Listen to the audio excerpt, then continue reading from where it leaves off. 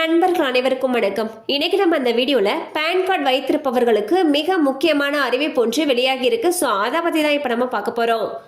இந்தியாவை பொறுத்தவரையில் வருமான வரி தாக்கல் செய்வதற்கு பேன் கார்டு என்பது முக்கிய ஆவணமாக உள்ளது. இன்னும் பல இடங்களில் பேன் கார்டு தேவைப்படுகிறது. வங்கிகளில் KYC ஆவணமாகவும் பேன் கார்டு பயன்படுத்தப்படுகிறது. அதனால் ஆதார் மற்றும் பேன் கார்டு இணைக்க வேண்டும் என்று மத்திய அரசு அறிவுறுத்தியுள்ளது.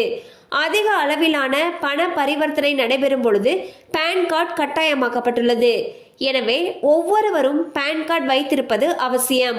அந்த வகையில் 2024 மற்றும் 25 நிதியாண்டுக்கான வருமான வரியை தாக்கல் செய்ய கால அவகாசமானது மேலும் 1 மாத காலம் நீட்டிக்கப்படுவதாக வெளியான செய்தியில் உண்மை இல்லை என்றும் இது போன்ற விஷயங்களை நம்பி யாரும் ஏமாற வேண்டாம் என்றும் அறிவுறுத்தப்பட்டுள்ளது.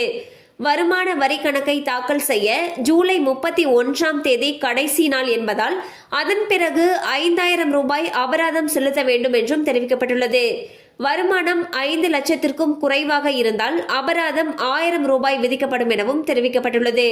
ஸோ பாத்தீங்கன்னா வருமான வரி கணக்கை தாக்கல் செய்யறதுக்கு ஜூலை 31 தான் கடைசி நாள். அதுக்குள்ள உங்களுடைய வருமான வரி கணக்கை தாக்கல் செய்யணும். அதுக்கு மேல தாக்கல் செய்யறவங்களுக்கு 5000 வரைக்கும் அபராதம் விதிக்கப்படும் சொல்லியிருக்காங்க.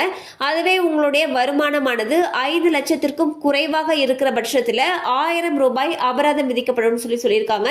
ஸோ உங்களுடைய வருமான வரி கணக்கை இதுவரைக்கும் தாக்கல் செய்யாதவங்க உடனே பண்ணிருங்க.